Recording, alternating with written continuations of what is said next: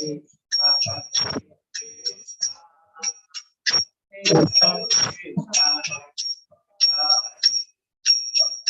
Hare Ram Hare Rama Rama Rama Hare Hare Krishna Hare Krishna Krishna Krishna Hare Hare Hare Rama Hare Rama Rama Rama Hare Hare Krishna Hare Krishna Krishna Krishna Hare Hare Rama Hare Rama Rama Rama Hare Hare Krishna Hare Krishna Krishna Krishna Hare Hare Hare Rama Hare Rama Rama Rama Hare Hare Krishna Hare Krishna Krishna Hare Hare Hare Rama Hare Rama Rama Rama Hare Hare Krishna Hare Krishna Krishna Krishna Hare Hare Hare Rama Hare Rama Rama Rama Hare Hare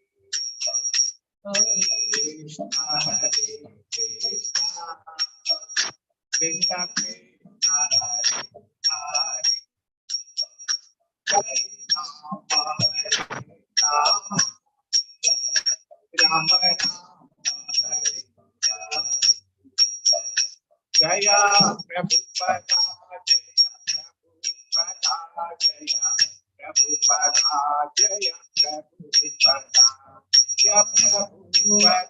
Jaya Prabhupada Jaya Prabhupada Jaya Prabhupada Jaya Prabhupada Jaya Jaya Prabhupada Prabhupada Jaya Jaya Jaya Jaya Prabhupada Prabhupada Prabhupada Jaya Jaya Prabhupada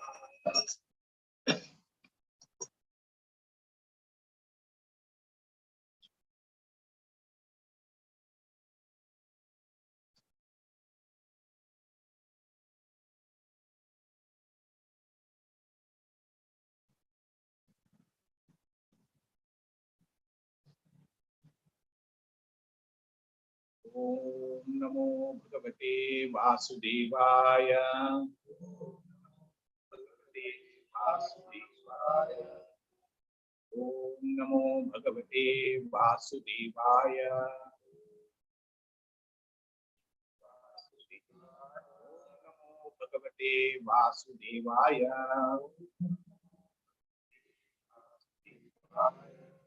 Narayanam Namaskrityam Naram Chaiva Narottamam Devim Saraswatim Vyasam Tato Jayamudire Ashtakayeshu Samateshu Nityam Bhagavata Devaya Bhavate Nityam Asloke Bhakti Bhavati Naistiki Krishnaya Vasudevaya Devaki Nandanaya Cha Nandarupa Kumaraya Govindaya Namo Namaha He Krishna Karuna Sindhu Dina Bandhu Jagatpate Vesha Gopika Kanta Radha Kanta Namostute Tapta Kanchana Gaurange Radhe Vrindavaneshwari Rishabham Sute Devi Pranamami Hari Priye Kam Karoti Vachalam Kundum Gangayate Girim Yatripa Tamaham Munde Shri Dinatarinam Paramananda Madhavam Sri Krishna Chaitanya Ishwaram Mancha Kalpatarodhya Praka Sindhu Jahevacha Paditanam Pavanobhyo Vaishnavibhyo Namo Namaha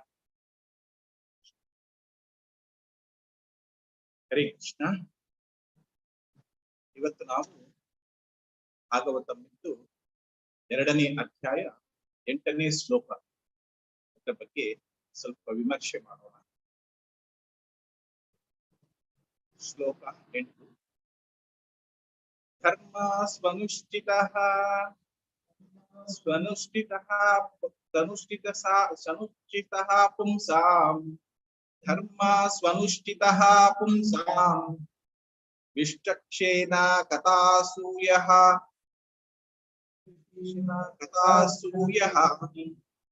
ವಿಷ್ಟಕ್ಷೇನ ಕಥಾಸೂಯಃ ನ ಉತ್ಪಾದಯೇತ್ ರತಿಂ ನ ಉತ್ಪಾದಯೇತ್ ಯದಿ ರತಿಂ ಶ್ರಮಃ ಏವ ಹಿ ಕೇವಲಂ ಧರ್ಮ ಸ್ವನುಷ್ಠಿತಃ ಪುಂಸಾಂ ವಿಷ್ಪಕ್ಷೇನ ಕಥಾಸೂಯಃ ನ ಉತ್ಪಾದಯೇತ್ ಯದಿ ರತಿಂ ಶ್ರಮಃ ಏವ ಹಿ ಕೇವಲಂ. ಧರ್ಮ ಉದ್ಯೋಗ, ಸ್ವನುಷ್ಠಿತಃ ತನ್ನ ಸ್ಥಿತಿಗೆ ಅನುಗುಣವಾಗಿ ನಿರ್ವಹಿಸಲ್ಪಟ್ಟ, ಪುಂಸಾಂ ಮನುಷ್ಯರ, ವಿಷ್ಟಕ್ಸೇನ ದೇವೋತ್ತಮ ಪರಮಪುರುಷನ ಸ್ವಾಂಶದ, ಕಥಾಸು ಸಂದೇಶದಲ್ಲಿ, ಯಹ ಯಾವ, ನ ಉತ್ಪಾದಯೇತ್ ಯದಿ ಉಂಟು ಮಾಡದಿದ್ದರೆ, ರತಿಂ ಆಕರ್ಷಣೆಯನ್ನು, ಶ್ರಮ ಏವ ವ್ಯರ್ಥ ಕಾರ್ಯವೇ, ಹಿ ಖಂಡಿತವಾಗಿಯೂ, ಕೇವಲಂ ಸಂಪೂರ್ಣವಾಗಿ.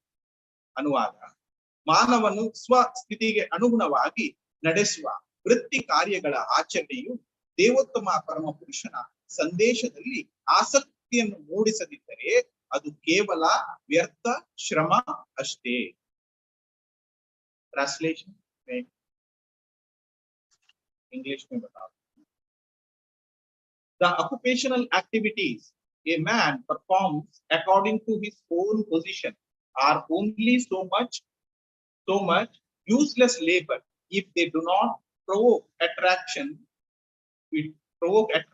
for the message of the personality of God. First, I will read in Kannada. Then, if you want, I will read in English also. Jai Shri Prabhupada.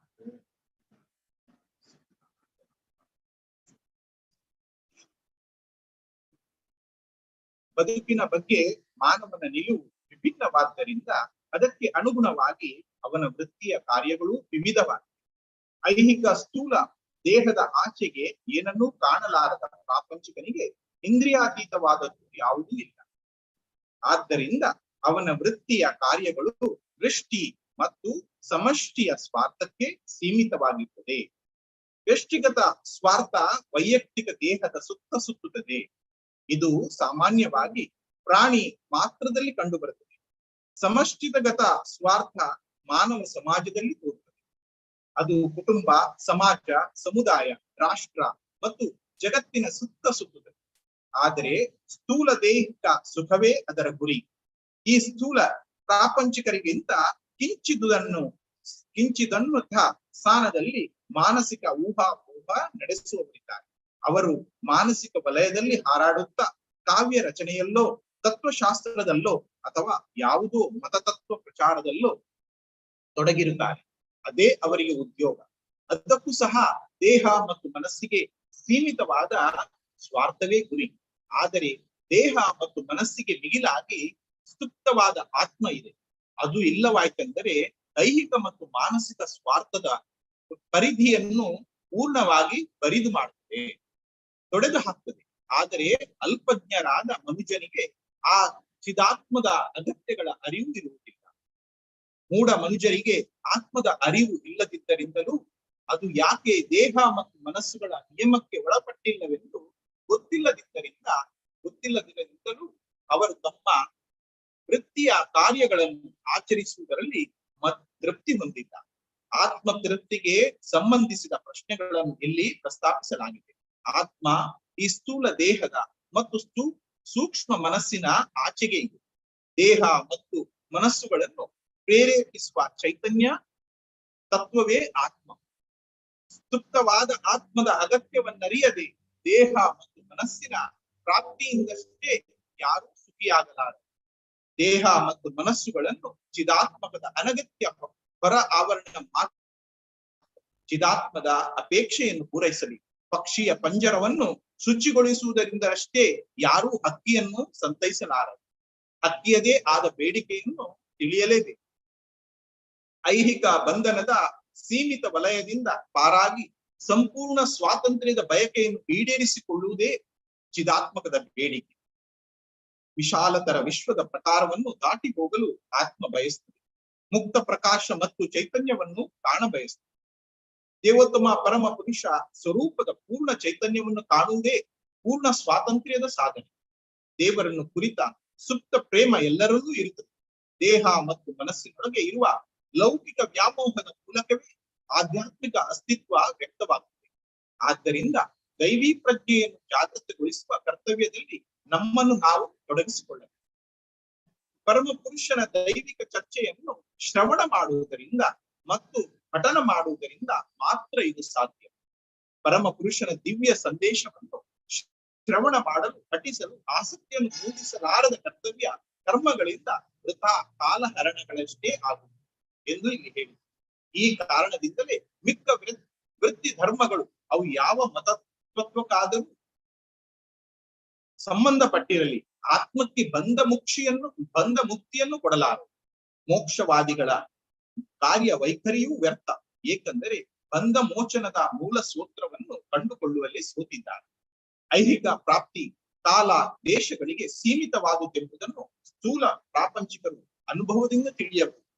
ಈ ಲೋಕದಲ್ಲಿ ಆಗಲಿ ಬೇರೆ ಲೋಕದಲ್ಲೇ ಆಗಲಿ ಸ್ವರ್ಗವೇ ಏರಲಿ ಕಾತರಗೊಂಡ ಆತ್ಮಕ್ಕೆ ಶಾಶ್ವತ ಆ ವಾಸ ಕಾಣಸಿಗದು. ಸಮರ್ಪಕವಾದ ಶಾಸ್ತ್ರಬದ್ಧ ಪ್ರಕ್ರಿಯೆಯುಳ್ಳ ಪರಿಪೂರ್ಣವಾದ ಭಕ್ತಿ ಸೇವೆಯೊಂದೇ ಕಾತರಿಸುವ ಆತ್ಮವನ್ನು ತೃಪ್ತಪಡಿಸುತ್ತದೆ. हरे कृष्ण। आज का श्लोक में बताया है, इंग्लिश में आपको translation. There are the different occupational activities in terms of man's different conception of life. ಈಗ ನಾವು ಏನ್ ಹೇಳ್ತೇವೆ, ಈ ಬದುಕಿನಲ್ಲಿ ನಮ್ಮ ಏನು ನಾವು ಕೆಲಸ ಮಾಡ್ತೇವೆ ಅದಕ್ಕೆ ಅನುಗುಣವಾಗಿ ನಮ್ಮ ಲೈಫ್ ಅನ್ನು ಕೂಡ ನಾವು ಅಡ್ಜಸ್ಟ್ ಮಾಡ್ಕೊಂಡು ಹೋಗ್ತಾ ಇರ್ತೇವೆ. ಅದು gross materialist who cannot see anything beyond the gross material body. ಹೇಳಿದ್ರೆ ಈ ದೇಹವನ್ನು ನಾವು ಈ ಪ್ರಪಂಚಕ್ಕೆ, ಈ ಭೌತಿಕ ಜೀವನಕ್ಕೆ ಮಾತ್ರ ನಾವು ಅಳವಡಿಸಿಕೊಳ್ತಾ ಇದ್ದೇವೆ. ಆದ್ದರಿಂದ ನಮ್ಗೆ ಆ ಸ್ಪಿರಿಚುವಾಲಿಟಿ ನಮ್ಗೆ ನೋಡ್ಲಿಕ್ಕೆ ಆಗ್ತಾ ಇಲ್ಲ. ಇಲ್ಲಿ ಯಾವಾಗ ನಾವು ಈ ಭೌತಿಕ ಜಗತ್ತಿನಲ್ಲಿ ನಮ್ಮ ಇಂದ್ರಿಯಗಳಿಂದ ನಮ್ಮ ಮನಸ್ಸುಗಳಿಗೆ ಏನು ಸುಖ ಬೇಕು ಅದನ್ನು ಮಾತ್ರ ನಾವು ತಗೊಳ್ತಾ ಇದ್ದೇವೆ ವಿನಃ ನಮ್ಗೆ ಪಾರಮಾರ್ಥಿಕ ಅಂತ ಹೇಳಿದ್ರೆ ಆ ಭಗವಂತನ ಕಡೆಗೆ ನಾವು ಮನಸ್ಸನ್ನು ತಗೊಂಡು ಹೋಗ್ಲಿಕ್ಕೆ ಪ್ರಯತ್ನ ಮಾಡ್ತಾ ಇಲ್ಲ ಅಂತ ಹೇಳ್ತಾ ಇದ್ದಾರೆ. ಯಾಕಂದ್ರೆ here those materialists who they cannot see anything beyond the gross material body. Why it is they cannot see?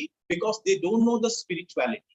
They always think about their body, their mind, and their all sense gratification. That is the reason they cannot see the spiritual world and who is the Paramatma. They cannot understand that. That is the reason we are all wandering here in the material world. So first of all, we have to understand this. Our mind, our senses, our intelligence, we have to use for the purpose of Krishna's service. That if you don't understand, you are wasting the time. Wasting the time here in the material world. So you will not get the real, what is the spiritual enjoyment. That is what this shloka says. If occupational activities, a man performs according to his own position, are only so much useless labor, because you are going on hard working here and there is no satisfaction only for your sense gratification. You are working, keep on hard working. Dina idi ನಾವು ಕೆಲಸ ಮಾಡ್ತಾ ಇರ್ತೇವೆ, ಆದ್ರೆ ನಮಗೆ ಸುಖ ಸಿಗ್ತಾನೆ ಇಲ್ಲ. ಎಷ್ಟು ಕೆಲಸ ಮಾಡಿ ನೀವು ಎಷ್ಟು ಸಂಪಾದನೆ ಮಾಡಿ ಶಾಂತಿ ಇಲ್ಲ ಅಂತ ಹೇಳ್ತಾನೆ. ಯಾರಿಗೂ ಸುಖವೇ ಇಲ್ಲ, ಯಾವಾಗ್ಲೂ ಕಷ್ಟ ಅಂತ ಹೇಳ್ತೇವೆ. ಯಾಕೆ? ಅವನು ಕೆಲಸ ಮಾಡಿದ್ದನ್ನು ಅವನ ದೇಹಕ್ಕೋಸ್ಕರ ಅಂತ ಮಾಡ್ತಾ ಇದ್ದಾನೆ ಅಲ್ವಾ. ತನ್ನ ದೇಹಕ್ಕೆ, ತನ್ನ ಮನಸ್ಸಿಗೆ ಶಾಂತಿ ಸಿಗ್ಬೇಕು ಅಂತ ಹೇಳಿ ಇಲ್ಲಿಯೇ ಒದ್ದಾಡ್ತಾ ಇದ್ದೇವೆ ವಿನಃ ನಾವು ಅದರಿಂದ ಹೊರಗೆ ಬರ್ಲಿಕ್ಕೆ ನಾವು ಪ್ರಯತ್ನ ಮಾಡ್ತಾ ಇಲ್ಲ. ನೋಡಿ, ಅದು useless labour if they do not provoke the attraction for the message of the personality godhead. ಹೇಳಿದ್ರೆ you have to do your labour, you have to do your activities to satisfy Krishna, not to satisfy your body. Of course, we need daily activities. We also need. We have to go work. We have to take care of our family. But at the same time, you have to give time for Krishna. You have to understand who is Paramatma. What is the relationship between Atma and Paramatma? That is more important. Otherwise, what will happen in the material world? You keep on working. There is no end for that. Till the end of the life, enjoy in the material world only. So, as much as possible, you have to try to go out of this material world by doing what? Shravanam and Kirtan. This is the most important process of doing the devotional service. ಈ ಶ್ರವಣ ಮತ್ತು ಪಠಣದಿಂದ ಮಾತ್ರ ನಮ್ಗೆ ಮಾರ್ಗದರ್ಶನ ಸಿಗ್ತದೆ. ನಾವು ಯಾಕೆ ಇಲ್ಲಿ ಈಗ ಭಾಗವತಂ ಬಂದು ಓದ್ತಾ ಇದ್ದೇವೆ? ನಾವು ಹೇಳಿದ್ದನ್ನು ಏನು ಭಾಗವತ ಸೂತ ಮುನಿಗಳು ಹೇಳಿದ್ದಾರೆ ಅದನ್ನು ಆ ನೈಮಿಷಾರಣ್ಯದ ಋಷಿಗಳಿಗೆ ಮಾತ್ರ ಅಲ್ಲ, ಅದನ್ನು ನಮ್ಗೆ ಕೂಡ ಅರ್ಥ ಮಾಡ್ಕೊಳ್ಳಿ. ನೀವು ಸಹ ಸ್ವಲ್ಪ ಕಲೀರಿ, ಏನು ಹೇಳಿದ್ದಾರೆ ಇದರಲ್ಲಿ ಸೂತ ಮುನಿಗಳು, ಅದನ್ನು ನಿಮ್ಮಲ್ಲಿ ಸಹ ಒಂದು ಸ್ವಲ್ಪ ಜೀವನದಲ್ಲಿ ಅಳವಡಿಸಿ ಅಂತ ಹೇಳಿದಕ್ಕೋಸ್ಕರ ಈ ಭಾಗವತವನ್ನು ವ್ಯಾಸ ಮಹರ್ಷಿಗಳು ಬರೆದಿದ್ದಾರೆ. ಇಲ್ಲದಿದ್ರೆ ಅವರಿಗೆ ಸುಮ್ಮನೆ ಕೂತ್ಕೊಳ್ಬಹುದಿತ್ತಲ್ವಾ?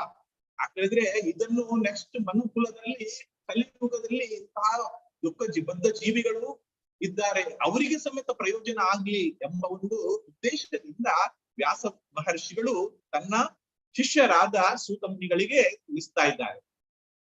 ಅವರು ಇದನ್ನು ಇಂತಹ ನಮ್ಮಂತಹ ಬದ್ಧ ಜೀವಿಗಳಿಗೆ ಅದನ್ನು ಓದಿ ನಾವು ಅರ್ಥ ಮಾಡಿಕೊಂಡು ಆದಷ್ಟು ಬೇಗ ನೀವು ಈ ಮೆಟೀರಿಯಲ್ ವರ್ಲ್ಡ್ ಇಂದ ಆದಷ್ಟು ಈ ಭೌತಿಕ ಜಗತ್ತಿನಿಂದ ಆದಷ್ಟು ಬೇಗ ಕೃಷ್ಣನಲ್ಲಿಗೆ ಹೋಗಿ ಅಂತ ಈ ಶ್ಲೋಕದಲ್ಲಿ ಹೇಳ್ತಾರೆ. ಬದುಕಿನ ಬಗ್ಗೆ ಮಾನವನಿಗೆ ವಿಭಿನ್ನವಾದ್ದರಿಂದ ಅದಕ್ಕೆ ಅನುಗುಣವಾಗಿ ಅವನ ವೃತ್ತಿಯ ಕಾರ್ಯಗಳು ವಿಧವಾದ. ಈ ಐಹಿಕ ಸ್ಥೂಲ ಏನಿದು ನಾವು ಐಹಿಕ ಸ್ಥೂಲ ಅಂತ ಹೇಳಿದ್ರೆ ಈ ಮೆಟೀರಿಯಲ್ ದೇಹ ನಮ್ದು ಏನಿದೆ ಅದು ಏನು ಕಾಣಲದ ಪ್ರಾಪಂಚಿಕ ಇಂದ್ರಿಯಾತೀತವಾದದ್ದು. ಏನು ಖಾಲಿ ಇಂದ್ರಿಯ ಸುಖಕ್ಕೋಸ್ಕರ ಮಾತ್ರ ನಾವು ಈ ದೇಹವನ್ನು ಪಾಲಿಶ್ ಮಾಡ್ತಾ ಇದ್ದೇವೆ. ಅದು ಬೇಕು, ಇದು ಬೇಕು, ಈ ಬಟ್ಟೆ ಹಾಕ್ಬೇಕು, ಅಷ್ಟು ಚಂದ ಕಾಣ್ಬೇಕು ಅದನ್ನು ಅಂತ ಹೇಳಿ ದೇಹವನ್ನೇ ನಾವು ಪೋಷಿಸ್ತಾ ಇದ್ದೇವೆ ವಿನಃ ನಮ್ಮ ಈ ದೇಹ ಇಲ್ಲಿಗೆ ಯಾಕೆ ಬಂತು, ಈ ಆತ್ಮ ದೇವರು ನಮ್ಗೆ ಯಾಕೆ ಈ ಜೀವಾತ್ಮ ಕೊಟ್ಟಿದ್ದಾನೆ ಇಲ್ಲಿ ನಮ್ಗೆ ಈ ದೇಹದ ಒಳಗೆ ಎಂಬುದನ್ನು ನಾವು ಅರ್ಥ ಮಾಡಿಕೊಳ್ತಾ ಇದ್ದೇವೆ. ಆದ್ದರಿಂದ ಅವನ ವ್ಯಕ್ತಿಯ ಕಾರ್ಯಗಳು ವೃಷ್ಟಿ ಮತ್ತು ಸಮಷ್ಟಿ ಸಾಮರ್ಥ್ಯಕ್ಕೆ ಮಾತ್ರ ಹೇಳಿದ್ರೆ ಈ ಅವನ ವೈಯಕ್ತಿಕ ಬಾಡಿಯಲ್ಲಿ ಏನ್ ಅವನಿಗೆ ಬೇಕು, ತನ್ನ ದಿನಾಲು ಏನ್ ಮಾಡ್ಬೇಕು ಅವನು ಅಂತದಕ್ಕೆ ಮಾತ್ರ ವೈಯಕ್ತಿಕ ಮಾತ್ರ ಅವನು ಉಪಯೋಗಿಸ್ತಾ ಇದ್ದಾನೆ ವಿನಃ ಅವನಿಗೆ ಧಾರ್ಮಿಕತೆ ಏನು ಬಗ್ಗೆ ಏನು ಆಲೋಚನೆ ಮಾಡ್ತಾ ಇಲ್ಲ. ಇದು ಸಾಮಾನ್ಯವಾಗಿ ಪ್ರಾಣಿ ಪಾತ್ರದಲ್ಲಿ ಸಹ ಕಂಡುಬರ್ತದೆ. ಪ್ರಾಣಿಗಳು ಸಹ ಇದೇ ತರ ಮಾಡ್ತಾರೆ ಅಲ್ವಾ? ಪ್ರಾಣಿಗಳು ಸಹ ತನ್ನ ಮಕ್ಕಳನ್ನು ನೋಡಿಕೊಳ್ತವೆ, ತಾವು ತಿನ್ನುತ್ತವೆ, ಮಕ್ಕಳಿಗೂ ತಿನ್ನಿಸ್ತದೆ. ಇದನ್ನೆಲ್ಲ ಮನುಷ್ಯರು ಮಾಡುವ ಹಾಗೆ ಅದು ಸಹ ಮಾಡ್ತಾ ಇದೆ. ಆದ್ರೆ ವ್ಯತ್ಯಾಸ ಏನು? ನಮ್ಗೆ ಪರಮಾತ್ಮ ಹೈಯರ್ ಇಂಟೆಲಿಜೆಂಟ್ ಕೊಟ್ಟಿದ್ದಾನೆ ಅಲ್ವಾ? ನಮ್ಗೆ ಬುದ್ಧಿಶಕ್ತಿ ಎಂಬುದನ್ನು ಜಾಸ್ತಿಯಾಗಿ ಕೊಟ್ಟಿದ್ದಾನೆ ಪರಮಾತ್ಮ. ಪ್ರಾಣಿಗಳಿಗಿಂತ ನಮ್ಗೆ ಮಾತಾಡ್ಲಿಕ್ಕೆ ಆಗ್ತದೆ, ಕೇಳಲಿಕ್ಕೆ ಪ್ರಾಣಿಗಳಿಗೂ ಆಗ್ತದೆ. ಆದ್ರೆ ಆ ಬುದ್ಧಿಶಕ್ತಿ ಕೊಟ್ಟದ್ರಿಂದ ನಾವು ಏನ್ ಮಾಡ್ಬೇಕಂದ್ರೆ ಆ ಬುದ್ಧಿಶಕ್ತಿಯನ್ನು ನಾವು ನಮ್ಮ ಖಾಲಿ ದೈಹಿಕ ಶಕ್ತಿಗೆ, ದೈಹಿಕ ದೇಹವನ್ನು ಬೆಳೆಸಲಿಕ್ಕೆ ಮಾತ್ರ ಯೂಸ್ ಮಾಡುದಲ್ಲ, ಅದನ್ನು ನಾವು ನಮ್ಮ ವೈಯಕ್ತಿಕವನ್ನು ಯೂಸ್ ಮಾಡಿ ಮತ್ತೆ ಆ ಪರಮಾತ್ಮನ ನೆಲೆಗೆ ಹೋಗುವಂತ ದಾರಿಯನ್ನು ಹುಡುಕ್ಬೇಕು ಅಂತ ಹೇಳಿ. ಆದ ಕಾರಣ ಸಾಮಾನ್ಯವಾಗಿ ಪ್ರಾಣಿ ಮಾತ್ರದಲ್ಲಿ ಇದು ಕಂಡು ಬರ್ತದೆ. ಸಮಷ್ಟಿತ ಸ್ವಾರ್ಥ ಮಾನವ ಸಮಾಜದಲ್ಲಿ ಕೂಡ ಇದೇ ಇರುವುದು. ತನ್ನ ಕುಟುಂಬ, ತನ್ನ ಸಮಾಜ, ತನ್ನ ಸಮುದಾಯ, ತನ್ನ ರಾಷ್ಟ್ರ ಅಂತ ಹೇಳಿ ಇದರಲ್ಲೇ ನಾವು ಸುತ್ತಾಡಿಕೊಂಡು ಇದ್ದೇವೆ.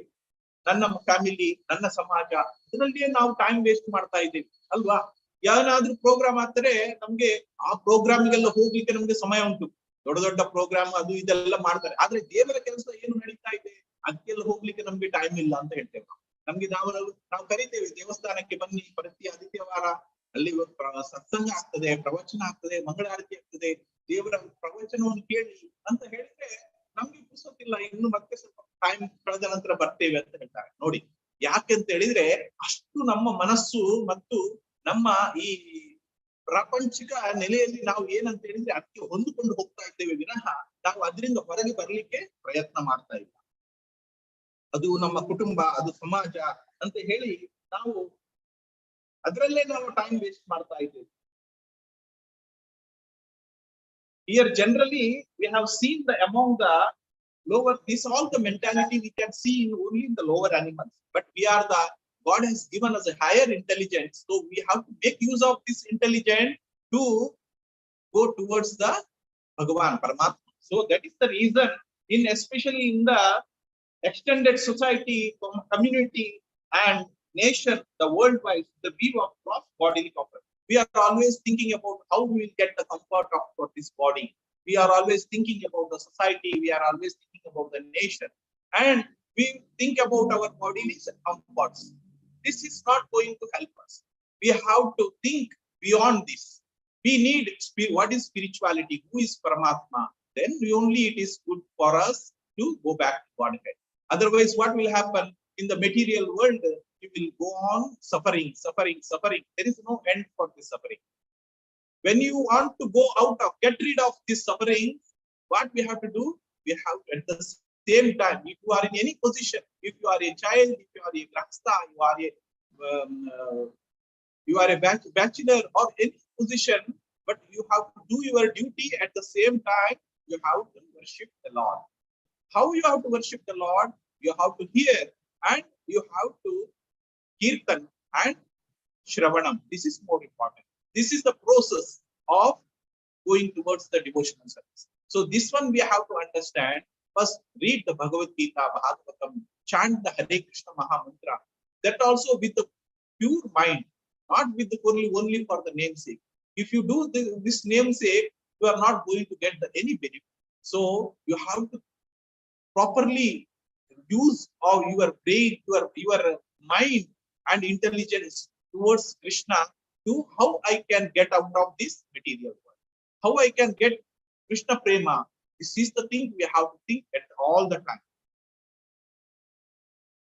ಈ ಸ್ಥೂಲ ಪ್ರಾಪಂಚಕ್ಕಿಂತ ಕಿಂಚಿತ್ ಉನ್ನತ ಸ್ಥಾನದಲ್ಲಿ ಮಾನಸಿಕ ಊಹಾಪೋಹ ನಡೆಸ್ತಾರೆ. ಯಾಕೆ ಹೇಳಿದ್ರೆ, ಯಾವಾಗಲೂ ನಾವು ಮನಸ್ಸು ಏನು ಹೇಳ್ತದೆ ಅದನ್ನು ಮಾತ್ರ ನಾವು ಕೇಳಿಕೊಂಡು ಹೋಗ್ತೇವೆ, ಅದರ ಪ್ರಕಾರ ನಮ್ಮ ಬುದ್ಧಿಶಕ್ತಿಯನ್ನು ಯೂಸ್ ಮಾಡ್ತೇವೆ. ಆದ್ರೆ ಆ ಮನಸ್ಸಿಗೆ ನಾವು ಏನನ್ನು ಕೊಡಬೇಕು, ನಿಜವಾದ ಆಹಾರ ಏನು ಕೊಡ್ಬೇಕು, ನಿಜವಾದ ಏನು ಬುದ್ಧಿಶಕ್ತಿ ಕೊಡ್ಬೇಕು, ಅದನ್ನು ನಾವು ಕೊಡ್ತಾ ಇಲ್ಲ.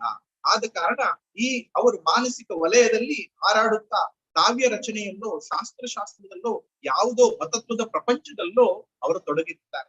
If you don't concentrate on Krishna's message or from the Bhagavad Gita or Bhagavatam, what will happen? You always think about how I can write the poem, how I can read about the other shastras, and how to propagate the parties or these things, propaganda. These are all the things you will involve. For example, we can see the election has come. People are very busy with the elections and campaign, because they think that when his person comes to the power, he can earn more money and he can get power and he can do whatever he wants. That is the reason people are busy with the politicians. They are going behind the politicians. They are unnecessary. What is not required, that they are doing all those things, involving in that activities. Here, what it says Bhagavatam, in these activities, it is not going to help us. Instead of that, you do your duty and you surrender onto Krishna. ಅದಕ್ಕೂ ಸಹದೇಹ ಮತ್ತು ಮನಸ್ಸಿಗೆ ಸೀಮಿತವಾದ ಸ್ವಾರ್ಥವೇ ಗಿರಿ. Here, once you involve in these political activities, and what will happen, you will always think about how I can get my position, how I can get money, how I can make money. All this sense gratification you will get. So it is very difficult to go to devotional service. Always you are engaged, your senses, your mind, always thinking about what we'll do tomorrow, what is the purpose.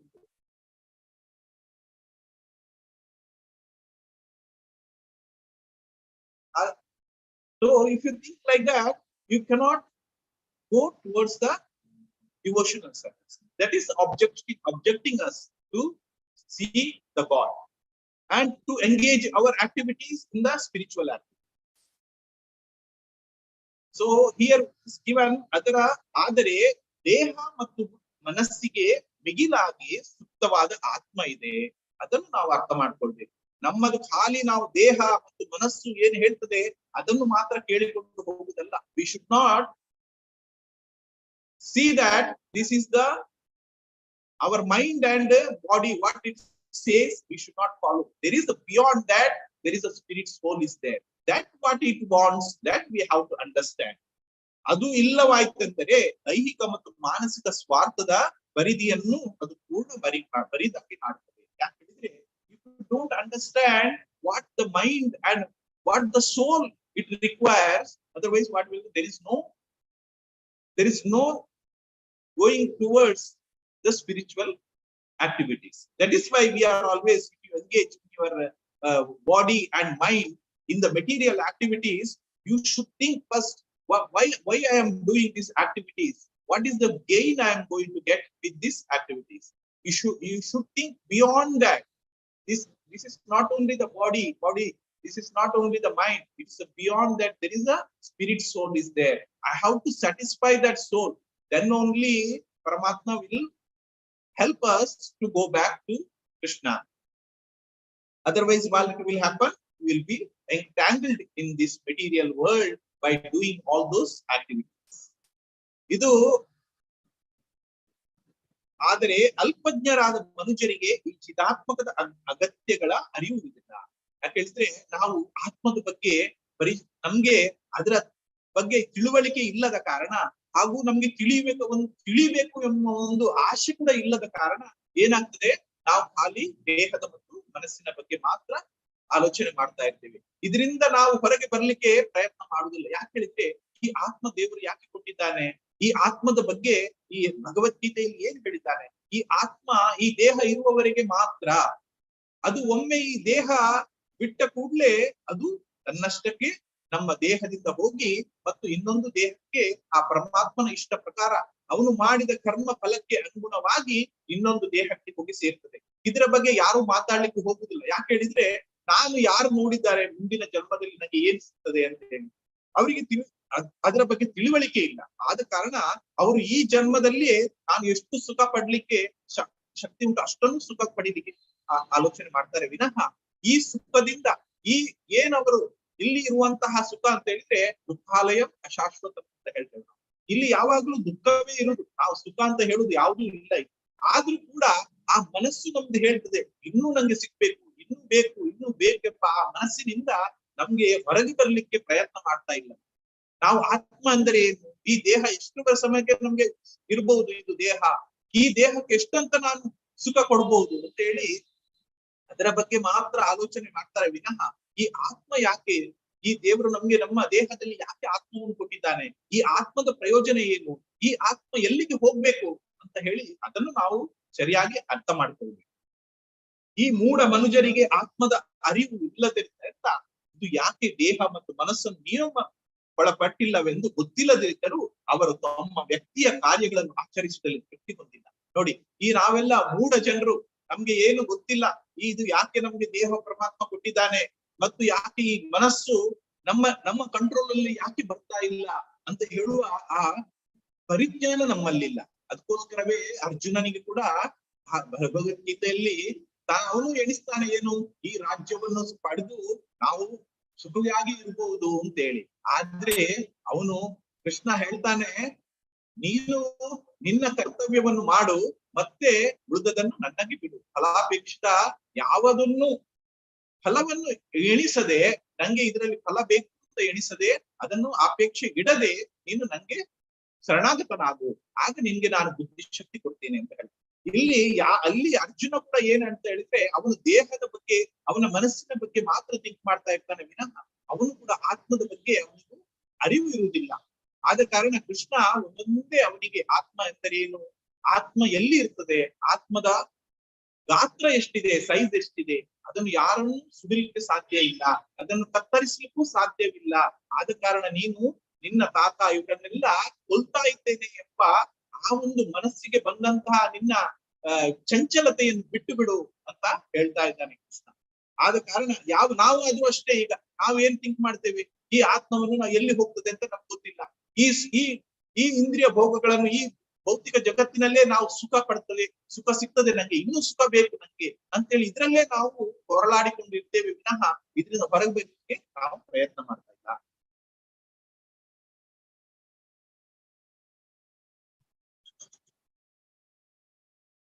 ಇಲ್ಲಿ ಏನ್ ಹೇಳ್ತಾ ಇದ್ದಾರೆ ಅಂತ ಹೇಳಿದ್ರೆ, ಆತ್ಮದ ತೃಪ್ತಿಗೆ ಸಂಬಂಧಿಸಿದ ಪ್ರಶ್ನೆಗಳನ್ನು ಇಲ್ಲಿ ಪ್ರಸ್ತಾಪಿಸಲಾಗಿದೆ.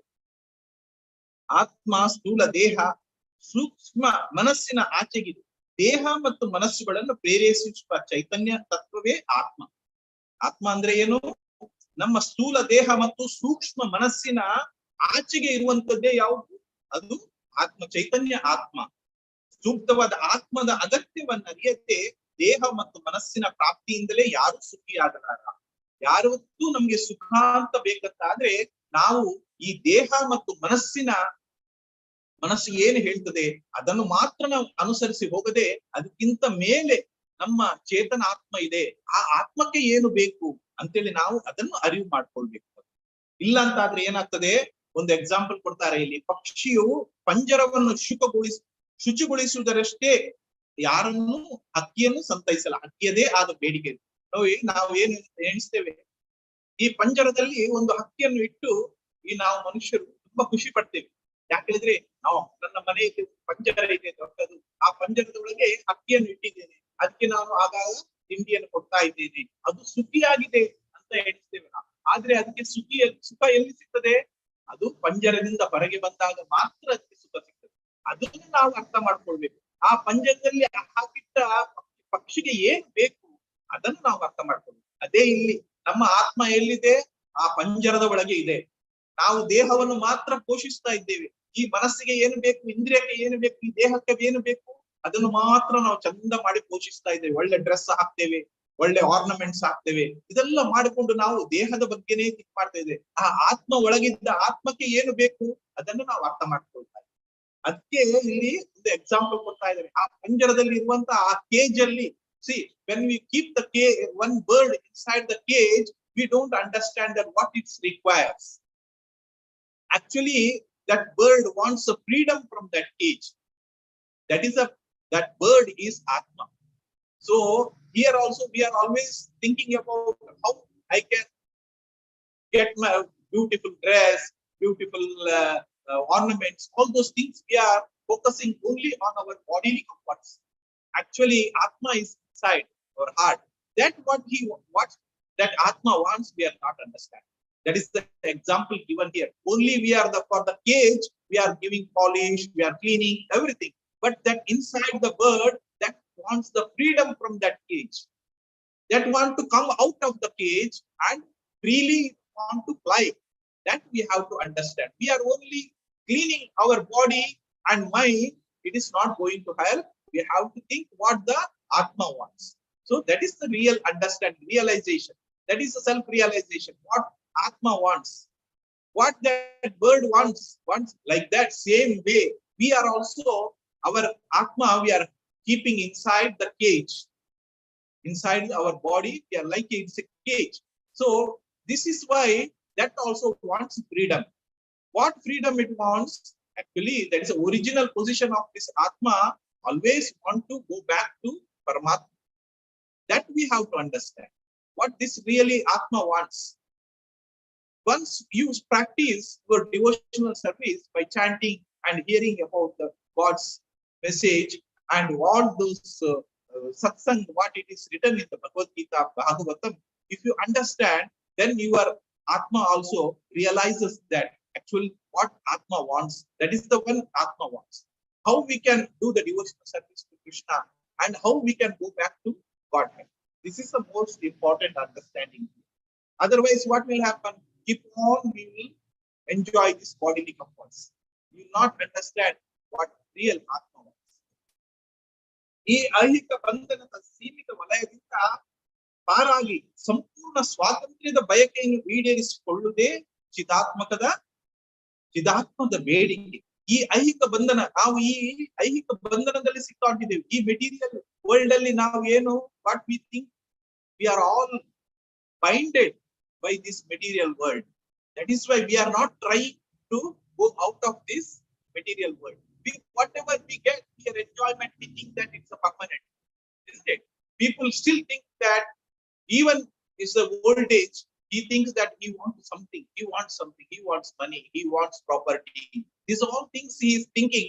Otherwise, he never thinks that when I my body going on weakening, and once what that body, when there is nothing is there to enjoy, then he is gradually he will think, when I do the devotional service. That is why Kulshekar Alva says, when you are young itself, please take my this body to spiritual world. He is praying to Krishna. ಯಾಕೆ ಹೇಳಿದ್ರೆ, ಈ ಯೌವನದಲ್ಲಿ ಇರುವಾಗ ನಮ್ಮ ಕಿವಿ, ಕಣ್ಣು, ಕೈ, ಕಾಲು ಎಲ್ಲ ಸುರಕ್ಷಿತ, ಎಲ್ಲ ಕೆಲಸ ಮಾಡ್ತಿರ್ತದೆ. ಪ್ರಾಯ ಆದ ನಂತರ ಅದನ್ನೆಲ್ಲ ಕ್ಷೀಣಿಸ್ತಾ ಬರ್ತದೆ. ನಮ್ಗೆ ಕಣ್ಣಿಗೆ ಬೇಗ ಕನ್ನಡ ಬೇಕಾಗ್ತದೆ, ಕಿವಿ ಸರಿಯಾಗಿ ಕೇಳುವುದಿಲ್ಲ, ಕಾಲು ನಡಿಲಿಕ್ಕೆ ಆಗುದಿಲ್ಲ ದೇವಸ್ಥಾನಕ್ಕೆ. ಅಂತ ಸ್ಥಿತಿಯಲ್ಲಿ ನಾನು ದೇವರನ್ನು ಪ್ರಾರ್ಥನೆ ಮಾಡ್ತೇನೆ ಅಂತ ಹೇಳಿದ್ರೆ ಆ ಪ್ರಾರ್ಥನೆ ಮಾಡ್ಲಿಕ್ಕೆ ಸಾಧ್ಯ ಇಲ್ಲ. ಅದಕ್ಕೋಸ್ಕರ ನಾವು ಯೌವನದಲ್ಲಿ ಇರುವಾಗ್ಲೇ, ಬಾಲ್ಯದಿಂದಲೇ ನಾವು ಈ ಸ್ಪಿರಿಚುವಲ್ ಆಕ್ಟಿವಿಟೀಸ್ ಅನ್ನು ಯಾವಾಗ ಸ್ಟಾರ್ಟ್ ಮಾಡ್ತೇವೆ ನಾವು ಡಿವೋಷನ್ ಸರ್ವಿಸ್, ಆವಾಗ ನಮ್ಗೆ ಲಾಸ್ಟ್ಗೆ ಕೊನೆಗೆ ದೇವರದ್ದು ಕಡೆಗೆ ಹೋಗುವಂತ ಒಂದು ಮಾರ್ಗ ಸಿಗ್ತದೆ ನಮ್ಗೆ. ಆದ ಕಾರಣ ನಾವು ಯಾವಾಗ್ಲೂ ನಮ್ಮ ಈ ದೇಹಕ್ಕೋಸ್ಕರ ನಾವು ದೇಹಕ್ಕೋಸ್ಕರ, ಮನಸ್ಸಿಗೋಸ್ಕರ ನಾವು ತಿಳಿಯದೆ, ನಾವು ಆತ್ಮಕ್ಕೋಸ್ಕರ ನಾವು ಏನ್ ಬೇಕು ಅಂತ ಅರ್ಥ ಮಾಡ್ತೀವಿ. ವಿಶಾಲತರ ವಿಶ್ವದ ಪ್ರಕಾರವನ್ನು ದಾಟಿ ಹೋಗಲು ಆತ್ಮ ಬಯಸ್ತದೆ. ಈ ಒಂದು ಪ್ರಪಂಚ ಅಂತ ಹೇಳ್ತೇವೆ ನಾವು, ಆ ಪ್ರಪಂಚದಿಂದ ಹೊರಗೆ ಹೋಗ್ಲಿಕ್ಕೆ ನಮ್ಮ ಆತ್ಮ ಟ್ರೈ ಮಾಡ್ತಾ ಇದೆ, ಬಯಸ್ತದೆ. ಅದಕ್ಕೆ ಮುಕ್ತ ಪ್ರಕಾಶ ಮತ್ತು ಚೈತನ್ಯವನ್ನು ಕಾಣ ಬಯಸ್ತದೆ. ಆ ಮುಕ್ತ ಪ್ರಕಾಶ ಮತ್ತು ಚೈತನ್ಯ ಎಲ್ಲಿದೆ? ಅದು ಗೋಲೋಕ ಬೃಂದಾವನದಲ್ಲಿದೆ, ಕೃಷ್ಣನಲ್ಲಿ ಇದೆ. ಅದನ್ನು ನೋಡ್ಬೇಕಂತ ನಮ್ಮ ಆತ್ಮ ಕಾಯ್ತಾ ಇದೆ, ಅದಕ್ಕೆ ಕಾಯ್ತಾ ಇದೆ. ಅದಕ್ಕೆ ನಾವು ಆಹಾರ ಕೊಡ್ಬೇಕು.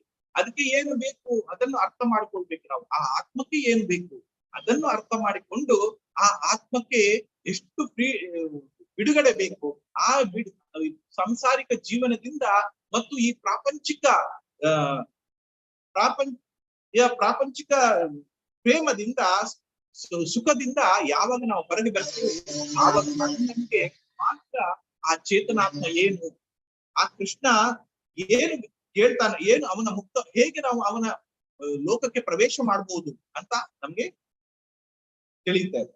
ದೇವೋತ್ತಮ ಪರಮ ಪವಿತ್ರ ಸ್ವರೂಪದ ಸಂಪೂರ್ಣ ಚೈತನ್ಯವನ್ನು ಕಾಣುವುದೇ ಪೂರ್ಣ ಸ್ವಾತಂತ್ರ್ಯದ ಸಾಧನೆ. ನಮ್ಗೆ ಫುಲ್ ಫ್ರೀಡಮ್ ಬೇಕಂತ ಆದ್ರೆ ಏನ್ ಮಾಡ್ಬೇಕು? ನಾವು ಇಲ್ಲಿ ಮಾತ್ರ ನಾವು ಸುಖದಲ್ಲಿ ಇದ್ದೇವೆ ಅಂತ ಎಣಿಸೋದಲ್ಲ. ಈ ಆತ್ಮಕ್ಕೆ ಮತ್ತು ಇಲ್ಲಿಂದ ಹೋಗ್ಬೇಕು ಅಂತ ಹೇಳಿ ಬೇಕಂತ ಆದ್ರೆ ಅದನ್ನು ನಾವು ಫಸ್ಟಿಗೆ ಅರ್ಥ ಮಾಡ್ಕೊಳ್ಬೇಕು. ಪೂರ್ಣ ಸ್ವಾತಂತ್ರ್ಯ ನಮ್ಗೆ ಬೇಕಂತ ಆದ್ರೆ ಯಾರಿಗೆ? ನಮ್ಮ ಆತ್ಮಕ್ಕೆ ಸ್ವಾತಂತ್ರ್ಯ ಬೇಕೀಗ. ನಾನು ಹಕ್ಕಿದ್ದನ್ನು ನಾನು ಹೇಳಿದೆ, ಗೂಡಲ್ಲಿ ಇಟ್ಟಿಟ್ರೆ ಆ ಹಕ್ಕಿಗೆ ಸ್ವಾತಂತ್ರ್ಯ ಇಲ್ಲ. ಹಕ್ಕಿ ಯಾವಾಗ್ಲೂ ಅದು ಬಂಧನದಲ್ಲೇ ಇರ್ತದೆ. ಅದೇ ತರ ನಮ್ಮ ಆತ್ಮ ಕೂಡ ಈ ದೇಹದ ಒಳಗೆ ಬಂಧನದಲ್ಲಿ ಸಿಕ್ಕಿಕೊಂಡಿದೆ. ಆ ಬಂಧನದಿಂದ ನಾವು ಬಿಡುಗಡೆ ಮಾಡಬೇಕು. ಆ when you give the freedom to the atma, then that will give the real satisfaction, real happiness. Atma, what Atma wants? It wants to go back to Paramatma. Paramatma is waiting there for this Jivatma. He's asking, he's ready to receive us there, but we are not doing anything for Atma. That is why we are suffering in this material. ಪುರುಷ ಸ್ವರೂಪದ ಪೂರ್ಣ ಚೈತನ್ಯವನ್ನು ಕಾಣುವುದೇ ಪೂರ್ಣ ಸ್ವಾತಂತ್ರ್ಯದ ಸಾಧನೆ. ದೇವರನ್ನು ಕುರಿತು ಸುತ್ತ ಪ್ರೇಮ ಎಲ್ಲರಲ್ಲೂ ಇರ್ತದೆ. ದೇಹ ಮತ್ತು ಮನಸ್ಸಿನೊಳಗೆ ಇರುವ ಲೌಕಿಕ ವ್ಯಾಮೋಹದ ಮೂಲಕವೇ ಆಧ್ಯಾತ್ಮಿಕ ಅಸ್ತಿತ್ವ ವ್ಯಕ್ತವಾಗ್ತದೆ. ಈಗ ನಮ್ಗೆ ಹೇಗೆ ಇದು ಆಧ್ಯಾತ್ಮಿಕ ವ್ಯಕ್ತಿತ್ವ ಅಂತ ಹೇಳಿ ಗೊತ್ತಾಗ್ತದೆ ನಮ್ಗೆ ಅಂತ ಹೇಳಿದ್ರೆ, ಯಾವಾಗ ನಾವು ಈ ಲೌಕಿಕ ವ್ಯಾಮೋಹದಿಂದ ಯಾವಾಗ ಹೊರಗೆ ಬರ್ತೇವೆ ಆವಾಗ ಮಾತ್ರ ನಮ್ಗೆ ಗೊತ್ತಾಗ್ತದೆ ಇದು ನಿಜವಾದ ಸುಖವನ್ನು ನಮ್ಗೆ ಪಡ್ಬೇಕಾದ್ರೆ ನಾವು ಪರಮಾತ್ಮನಲ್ಲಿ ಆ ಆಧ್ಯಾತ್ಮಿಕ ಅಸ್ತಿತ್ವಕ್ಕೆ ನಾವು ಹೋಗ್ಬೇಕು. ಆ ಅಸ್ತಿತ್ವವನ್ನು ಪಡಿಬೇಕು ಅಂತ ಹೇಳಿ ನಮ್ಗೆ ಆಸೆ ಇದ್ರೆ ಮಾತ್ರ ಅದು ಸಾಧ್ಯ. ಆದ್ದರಿಂದ ದೈವಿ ಪ್ರಜ್ಞೆಯನ್ನು ಜಾಗೃತಗೊಳಿಸುವ ಕರ್ತವ್ಯದಲ್ಲಿ ನಾವು ತೊಡಗಿಸಿಕೊಳ್ಬೇಕು. ನಾವು ಹೇಗೆ ದೈವಿ ಪ್ರಜ್ಞೆಯನ್ನು ಜಾಗೃತಗೊಳಿಸುವುದು ಅಂತ ಹೇಳಿದ್ರೆ, ಇದೇ ತರ ಯಾವಾಗ ನಾವು ಸತ್ಸಂಗದಲ್ಲಿ ಬರ್ತೇವೆ, ಯಾವಾಗ ಭಗವದ್ಗೀತೆಯಲ್ಲಿ ಏನು ಕೃಷ್ಣ ಹೇಳಿದ್ದಾನೆ ಅವನಿಗೆ ಮಾತ್ರ, ಅರ್ಜುನನಿಗೆ ಮಾತ್ರ ಅಲ್ಲ, ಇದು ನಮ್ಗೆ ಕೂಡ ಅದನ್ನು ಅಪ್ಲೈ ಮಾಡ್ಬೇಕು ಅಂತ ಎಣಿಸಿದ್ರೆ ಆವಾಗ ನಮ್ಗೆ ದೈವಿ ಪ್ರಜ್ಞೆ ಗೊತ್ತಾಗ್ತಾ ಹೋಗ್ತದೆ ಕ್ರಮೇಣ. ಒಂದೇ ಸಲ ಓದಿಕೊಂಡು ಹೋದ್ರೆ ನಮ್ಗೆ ಗೊತ್ತಾಗ್ಲಿಕ್ಕಿಲ್ಲ.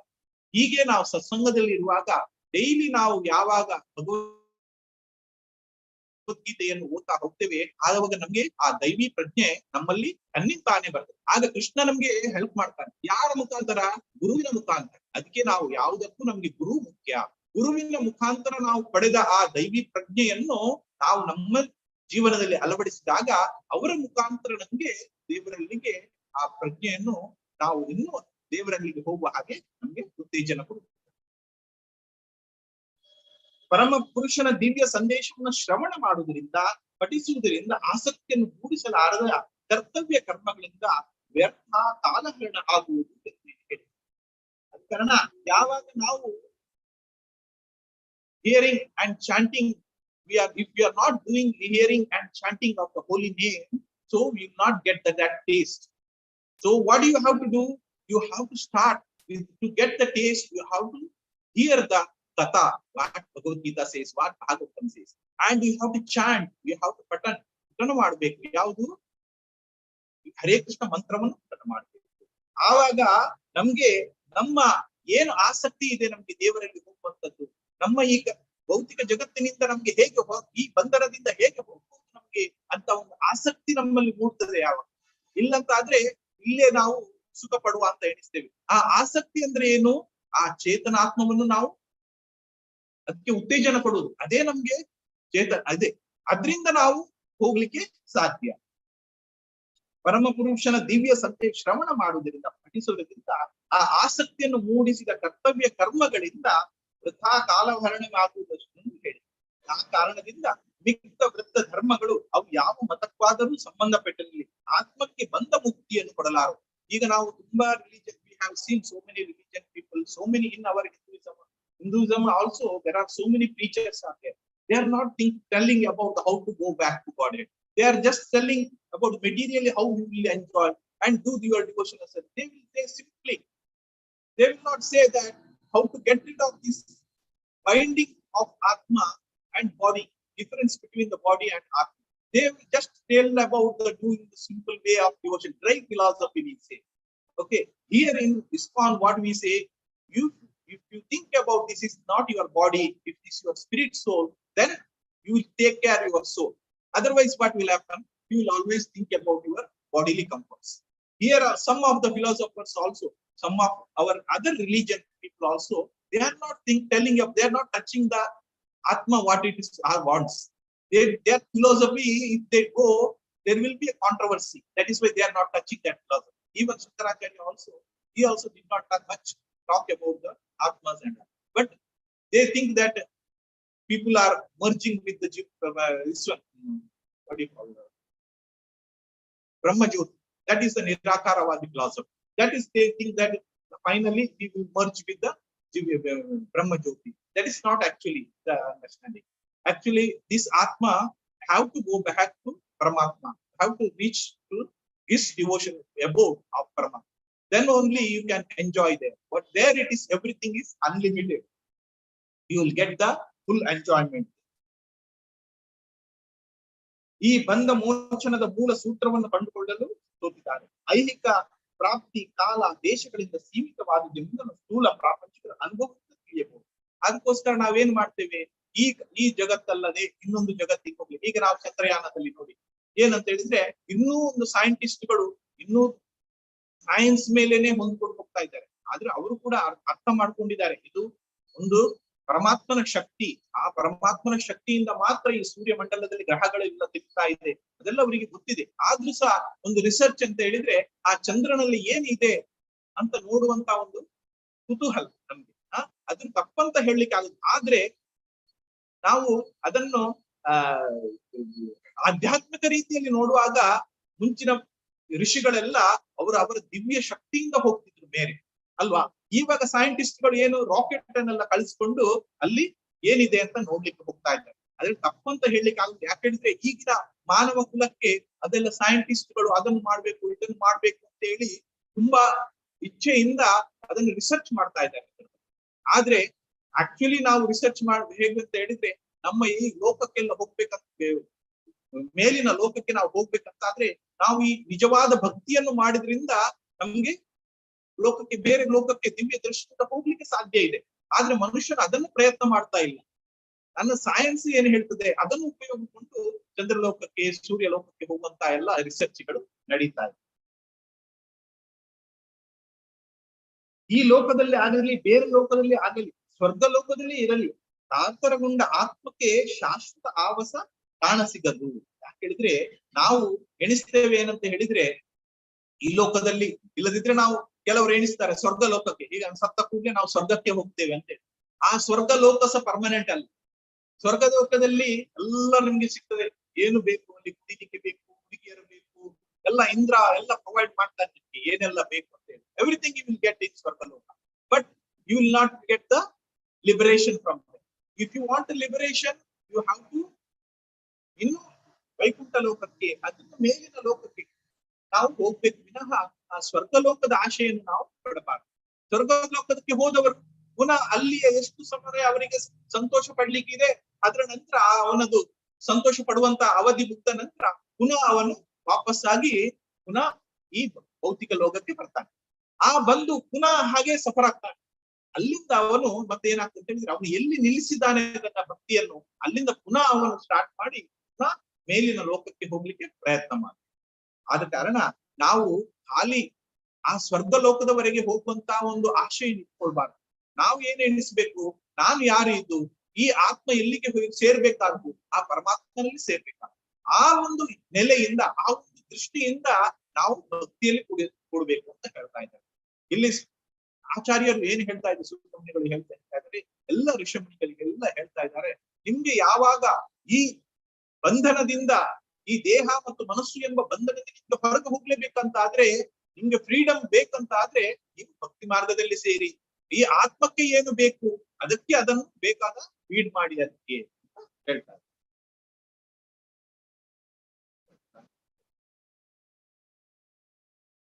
ಯಾವ ಈ ಲೋಕದಲ್ಲಿ ಆಗಲಿ ಬೇರೆ ಲೋಕದಲ್ಲಿ ಆಗಲಿ ಸ್ವರ್ಗಕ್ಕೆ ಏರ್ಲಿ ಕಾತರಗೊಂಡ ಆತ್ಮಕ್ಕೆ ಶಾಶ್ವತ ಆವಾಸ ಕಾಣಿಸ್ತದೆ. ಸಮರ್ಪಕವಾದ ಶಾಸ್ತ್ರಬದ್ಧ ಪ್ರಕ್ರಿಯೆಯುಳ್ಳ ಪರಿಪೂರ್ಣವಾದ ಭಕ್ತಿ ಸೇವೆಯೊಂದಿಗೆ ಕಾತರಿಸುವ ಆತ್ಮವನ್ನು ಮಾತ್ರ ತೃಪ್ತಪಡಿಸಲಿಕ್ಕೆ ಸಾಧ್ಯ. ಇಲ್ಲಿ ಪುನಃ ಪುನಃ ಅದನ್ನೇ ಹೇಳ್ತಾ ಇದ್ದಾರೆ. ನಾವು ಯಾವ ಲೋಕಕ್ಕೆ ಹೋದ್ರೆ ಸಹ ಆ ಶಾಂತಿ ನಮಗೆ ಪರ್ಮನೆಂಟ್ ಆದ, we won't get the permanent peace in this any world, anywhere you go in this world, you will not able to get any peace or any freedom. What we call is, it is like a temporary. What we are enjoying here, it is a temporary enjoyment. We should think that whatever it is in the material world, it's happening, it is all temporary. That is why it is called Dukhalayam Shastra. It is not permanent. This material world is not at all permanent for us. We have to think that if you want to go out of this material world, so you have to do your devotion service. Always do the Shravanam, Kirtanam, and get rid of this material world and go back to Godhead, Krishna Loka. There, now we note the way Brahma, ಏನ್ ಹೇಳ್ತಾನೆ ಬ್ರಹ್ಮ ಸಂಹಿತದಲ್ಲಿ, ಈಶ್ವರ ಪರಮ ಕೃಷ್ಣ ಸಚ್ಚಿದಾನಂದ ವಿಗ್ರಹ ಅನಾದಿರಾದಿ ಗೋವಿಂದ ಸರ್ವ ಕಾರಣ ಕಾರಣಂ. ಯಾಕಂದ್ರೆ ಅವನೇ ಸರ್ವ ಕಾರಣಕ್ಕೆ ಕಾರಣ. ನಾವು ಎಣಿಸ್ತೇವೆ ಇಲ್ಲಿಂದ ಏನಿದೆ ಅದಕ್ಕೆ ಸಾಕು ನಮ್ಗೆ ಅಂತ ಎಣಿಸ್ತೇವೆ, ಆದ್ರೆ ಅವನಲ್ಲಿ ಇಲ್ಲಿ ಏನಿದೆ, ಆ ಕೃಷ್ಣನಲ್ಲಿ ಏನೇನಿದೆ ಅಲ್ಲಿ, ಅದನ್ನು ಚಿಂತಾಮಣಿ ಪ್ರಕರ ಸತ್ವ ಸುಕಲ್ಪ ವೃಕ್ಷ ಲಕ್ಷಾವೃತೆ ಗೋವಿಂದಮಾನಿ ಪುರುಷಂ ತಮಹಂ ಭಜಾಮಿ ಅಂತ ಹೇಳಿದ್ರೆ, ಅಲ್ಲಿ ಗೋಲೋಕದಲ್ಲಿ ಸಹಸ್ರಾರು ಲಕ್ಷ್ಮಿಗಳಿದ್ದಾರೆ. ಅವರಿಗೆಲ್ಲರೂ ಪೂಜೆ ಮಾಡ್ಕೊಂಡು ಲಕ್ಷ್ಮಿಯರು ಕೃಷ್ಣನನ್ನು ಪೂಜೆ ಮಾಡ್ಕೊಂಡಿದ್ದಾರೆ. ಅಲ್ಲಿ ಚಿಂತಾಮಣಿ ಇದೆ. ನಿಮ್ಗೆ ಏನು ಬೇಕು ಅದು ಅಲ್ಲಿ ಸಿಗ್ತದೆ. ನೋಡಿ, ಇಲ್ಲಿ ಎಷ್ಟು ಕಷ್ಟ ಪಡ್ಬೇಕು ನೀವು. ಭೌತಿಕ ಜಗತ್ತಿನಲ್ಲಿ ಎಷ್ಟು ಕಷ್ಟಪಟ್ಟರು ನಿಮ್ಗೆ ಸಾಕಾಗುದಿಲ್ಲ, ಎಷ್ಟು ಹಣ ಸಂಪಾದನೆ ಮಾಡಿದ್ರು ನಮ್ಗೆ ಸಾಕಾಗುದು. ಅದಕ್ಕೆ ಇದೆಲ್ಲ ಕಷ್ಟದಿಂದ ಪರಮಾತ್ಮ ನೋಡ್ತಾ ಇದ್ದಾನೆ, ಈ ಜೀವಿಗಳು ಎಷ್ಟು ಕಷ್ಟಪಟ್ಟಿದ್ದಾರೆ ಈ ಕಲಿಯುಗದಲ್ಲಿ ಅಂತ. ಅದಕ್ಕೆ ಅವನು ಹೇಳ್ತಾ ಇದ್ದಾನೆ, ನೀನು ಆದಷ್ಟು ಬೇಗ ನನ್ನಲ್ಲಿಗೆ ಬಾ. ಅಲ್ಲಿ ಏನಿದೆ ಎಲ್ಲ ಪರ್ಮನೆಂಟ್ ಅಲ್ವಾ. ಚಿಂತಾಮಣಿ ಇದೆ, ಕಾಮಧೇನು ಇದೆ, ಕಲ್ಪವೃಕ್ಷ ಇದೆ, ಎಲ್ಲ ನಿನಗೆ ಸಿಗ್ತದೆ ಅಲ್ಲಿ. ನೀನು ಮುಟ್ಟಿದ ಕೂಡಲೇ ನಿನಗೆ ಏನು ಬೇಕು ಅದು ಸಿಗ್ತದೆ. ಸದಾ ನೀನು ದೇವರ ಭಕ್ತಿಯಲ್ಲಿಯೇ, ಅವನ ಭಕ್ತಿಯಲ್ಲೇ ನೀನು ತೊಡಗಿರ್ತಾ ಇರ್ತೀವಿ ವಿನಃ ನಿಂಗೆ ಅದು ಬೇಕು ಇದು ಬೇಕು ಎಂಬ ಆಶಯ ಇರುವುದಿಲ್ಲ. ಅಲ್ಲಿ ಊಟಕ್ಕೆ ನಿಮ್ಗೆ ಏನ್ ಬೇಕು ಅಂತ ಹೇಳಿ ಅಲ್ಲಿ ಥಿಂಕ್ ಮಾಡುದಿಲ್ಲ ನಾವು. ಈಗ ಬೆಳಿಗ್ಗೆ ಆದ ಕೂಡಲೇ ನನಗೆ ಬ್ರೇಕ್ಫಾಸ್ಟ್ ಬೇಕು, ಮಧ್ಯಾಹ್ನ ಆದ ಕೂಡಲೇ ಊಟ ಬೇಕು ಅಂತ ಥಿಂಕ್ ಮಾಡಿ, ಅಲ್ಲಿ ನಿಮ್ಗೆ ಹಸಿವೆ ಇರುವುದಿಲ್ಲ. ಕೃಷ್ಣ ಕೊಡ್ತಾನೆ, ನಿಮ್ಗೆ ಏನ್ ಬೇಕು ಅದನ್ನ ಕೊಡ್ತಾನೆ. ಅಲ್ಲಿ ಏನ್ ನಡೀತಾ ಇದೆ ಅಂತ ಹೇಳಿದ್ರೆ, ಎಲ್ಲಾ ಸಹಸ್ರಾರು ಲಕ್ಷ್ಮಿಯರು ಅವನ ಸೇವೆ ಮಾಡ್ತಾ ಇದ್ದಾರೆ. ಎಲ್ಲ ಈ ಜೀವಾತ್ಮಗಳು ಅವನಿಗೆ ಏನ್ ಬೇಕು ಅವನನ್ನೇ ಗುಣಗಾನ ಮಾಡೋದು, ಅವನಲ್ಲೇ ಅಂದ್ರೆ ಅದೇ ರಿಲೇಶನ್ಶಿಪ್. ನಾವು ಆತ್ಮ ಮತ್ತು ಪರಮಾತ್ಮ ಹೇಳ್ತೇವಲ್ಲ, ಅದೇ ರಿಲೇಶನ್ಶಿಪ್. ಅವನಿಗೆ ಈ ಭಕ್ತರನ್ನು ಸುಖವಾಗಿ ಇಡುವಂತದ್ದೇ ಅವನ ಕೆಲಸ.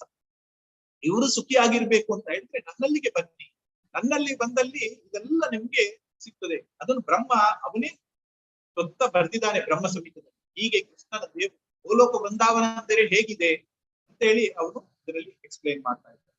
ಆದ ಕಾರಣ ನಾವು ಕೂಡ ಆದಷ್ಟು ನಮ್ಮ ಚಾಂಟಿಂಗ್ ಅನ್ನು, ನಮ್ಮ ಜಪವನ್ನು ನಾವು ಇನ್ನೂ ಸ್ವಲ್ಪ ಒಳ್ಳೆ ರೀತಿಯಲ್ಲಿ ಜಪ ಮಾಡ್ಬೇಕು, ಒಳ್ಳೆ ರೀತಿಯಲ್ಲಿ ನಾವು ಭಗವದ್ಗೀತಾ ಭಾಗವತ ಕೇಳ್ಬೇಕು, ಹಾಗೆ ಸತ್ಸಂಗ ಇಡ್ಬೇಕು. ಹಾಗೆ ನಾವು ಮಾಡುವಂತ ಎಲ್ಲಾ ಕೆಲಸಗಳು ಅದು ನಾನು ದೇವರಿಗೋಸ್ಕರ ಮಾಡ್ತಾ ಇದ್ದೇನೆ, ನನ್ನ ಸ್ವಂತಕ್ಕೋಸ್ಕರ ಅಲ್ಲ, ನನ್ನ ಈ ದೇಹಕ್ಕೋಸ್ಕರ ಅಲ್ಲ ಅಂತ ನಾವು ಭಾವಿಸಿದ್ರೆ ಮಾತ್ರ ನಮ್ಗೆ ಅವನಲ್ಲಿ ಪ್ರೇಮ ಕೊಡ್ಲಿಕ್ಕೆ ಸಾಧ್ಯ. ಇಲ್ಲ ಅಂತ ಆದ್ರೆ ನಾವು ಈ ಲೋಕದಲ್ಲಿ ಇದೇ ತರ ಸಫರಿಂಗ್ ಆಗಿ ಆಗಿ ಇನ್ನೂ ಒಂದು ಜನ್ಮ ತಗೊಳ್ತು, ಇನ್ನೂ ಜನ್ಮದಲ್ಲಿ ಇದೇ ಜನನ ಮರಣದ ಈ ಚಕ್ರದಲ್ಲಿ ನಾವು ಸುತ್ತ ಹಾಕೊಂಡು ಇಲ್ಲೇ ನಾವು ಪುನಃ ಪುನಃ ಇದೇ ಜನ್ಮ ಸಿಗ್ತದೆ. ಆದ ಕಾರಣ ಇದರಿಂದ if you want to go out of this material world, you do the devotional service, read the Bhagavad Gita, chant the holy name of Hare Krishna Maha Mantra, and get out of this material entanglement.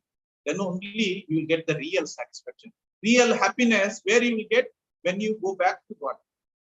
Really, Paramatma also wants the same way. This Jivatma, he don't want to suffer in this material world. Alva, if you he cannot see that these Jivatmas are suffering.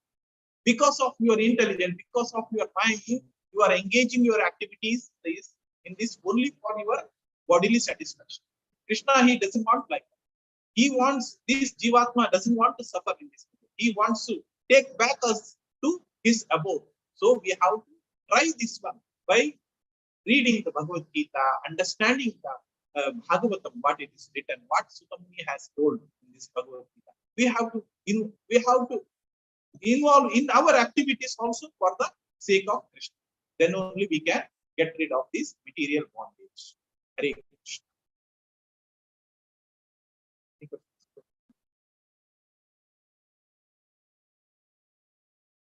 It's very clearly given example about how bird is suffering inside the cage. That's a real how we are suffering.